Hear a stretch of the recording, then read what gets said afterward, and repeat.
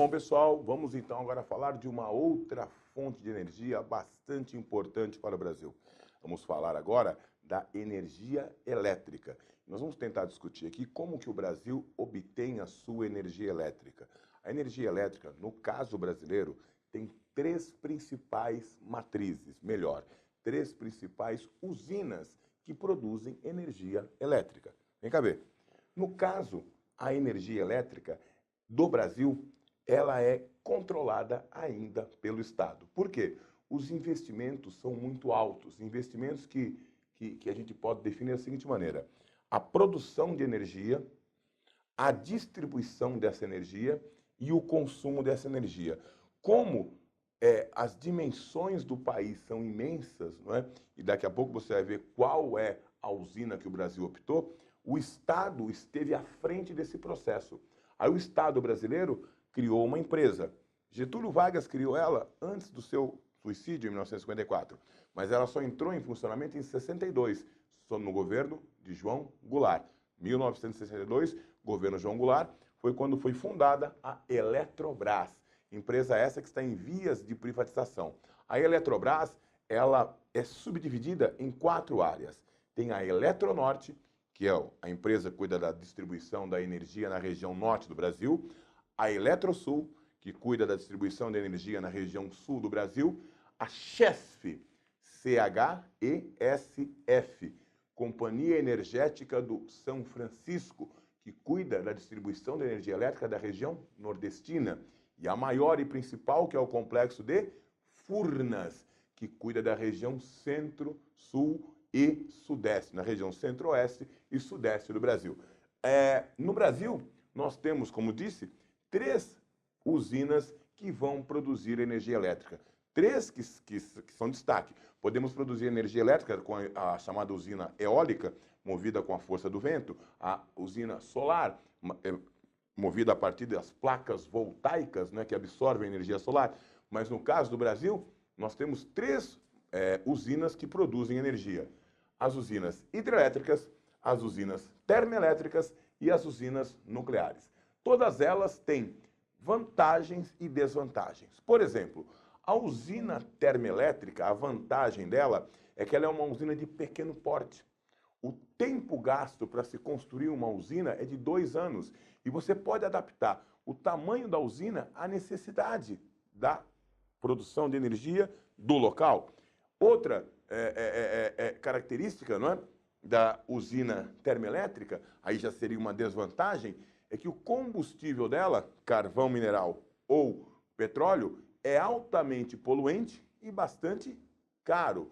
A usina termoelétrica é uma usina que ela é barata para ser instalada, mas cara para ser mantida e altamente poluente. Já a usina hidrelétrica, ao contrário, ela é cara para ser construída, mas barata para ser mantida, porque o combustível dela, o que é? A água, abundante e renovável. E ela é menos poluente do que a termoelétrica. E o Brasil, como é um país rico em rios, principalmente rios de planalto, que tem muitas quedas d'água, vai utilizar a matriz, aliás, as usinas hidrelétricas, como a principal usina para se produzir energia elétrica no país. Mais de 80% da nossa energia elétrica é produzida por usinas hidrelétricas. As nucleares, nós temos 2 usinas nucleares e iremos construir a terceira. Todas no estado do Rio de Janeiro, em Angra dos Reis. Angra 1, Angra 2 e será inaugurada a Angra 3. Quando isso ocorrer, o Rio de Janeiro, 100% dele, será abastecido por essas 3 usinas. Altamente energética, alguns entendem que é a energia do futuro, porém, o Brasil ainda está por dominar totalmente a tecnologia na produção dessa matriz aqui. Mais do que isso, lixo atômico e possibilidade de acidente nuclear são alguns dos problemas da usina em questão. Eu coloquei para você aqui, fiz um desenho para você, das principais, não é, usinas hidrelétricas do país. Quero que você olhe aqui, ó, na Bacia Platina, mais especificamente na bacia do Rio Paraná, é onde eu tenho 70% das usinas hidrelétricas brasileiras. Dê uma olhada aqui, ó. E por que eu tenho todas elas aqui na região? Porque aqui que está o nosso mercado consumidor. Então, a bacia do Rio Paraná, só no Rio Tietê eu tenho 5 grandes usinas hidrelétricas. Tenho aqui, ó, no Rio Paraná, Ilha Solteira, tenho aqui Itumbiara, não é? Mas o destaque da bacia do Rio Paraná é a segunda maior usina hidrelétrica do mundo, que é a usina de Itaipu, que é binacional, Brasil-Paraguai. Foi inaugurada no início dos anos 80, entre 1982 a 1984. Ela produz aproximadamente 14 megawatts de energia. Tá? Para você ter uma ideia, o Paraguai fica apenas com 10% da produção de Itaipu. E esses 10% são responsáveis por 80% do abastecimento do país. Tá? Isso aqui é um colosso. Quando foi construído, por exemplo, a Argentina, nosso vizinho aqui, disse que a construção de Itaipu tinha fins militares. Se o Brasil abrir as comportas de Itaipu, ele inunda Buenos Aires. O concreto utilizado aqui daria para construir 8 cidades do tamanho de Campinas ou 200 estádios do Maracanã. O lago artificial aqui é 5 vezes maior do que a Baía de Guanabara.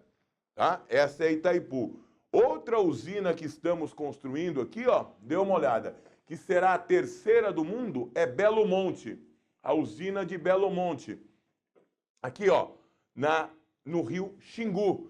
Essa usina a gente chama de fio d'água, porque o lago artificial dela não é gigantesco como, por exemplo, Itaipu. O lago artificial é suficiente para fazer a usina funcionar e para que ela não fique instável. É uma usina que a gente chama de sustentável. O lago artificial não é gigantesco como em outras usinas. Chamamos isso de fio d'água, mas a polêmica ainda persiste. Polêmica envolvendo o impacto ambiental causado pela construção dessa usina na Amazônia, pela retirada das chamadas populações ribeirinhas e pelo alto custo do investimento. Fala-se em 30 bilhões de dólares. Outra grande usina no Brasil é essa aqui, ó, no Rio Tocantins, a usina de Tucuruí, que foi construída para que fornecêssemos energia elétrica para o projeto Grande Carajás, extração de minério no sudeste do Pará. Outra usina marcante está aqui no Rio São Francisco, que o São Francisco tem várias usinas hidrelétricas, Paulo Afonso, Motoxó, Luiz Gonzaga, mas eu destaquei para você Sobradinho. Essa usina, quando foi construída, o lago artificial dela inundou 5 cidades. Sobradinho, Centro Sé, Pilão Arcado, Remanso e Casa Nova. 70 mil pessoas saíram daqui. Foi um grande impacto ambiental a construção da usina de Sobradinho. Mas, talvez o maior fracasso da engenharia brasileira no que diz respeito à construção de usinas hidrelétricas tenha sido essa aqui, Balbina, que foi construída próximo aqui, ó, a Manaus, para fornecer energia para a chamada Zona Franca de Manaus. Só que o lago artificial que surge com Balbina inundou uma área muito maior do que foi programada e ela produz energia muito menos do que foi planejada. Então, é tido como grande fracasso da engenharia no que diz respeito à construção de usinas hidrelétricas. As usinas termoelétricas do Brasil se concentram aqui, ó, na região sul do Brasil. Mas isso você vai ver melhor quando eu te mostrar a questão de outra matriz energética brasileira, que é o carvão mineral, que veremos a seguir.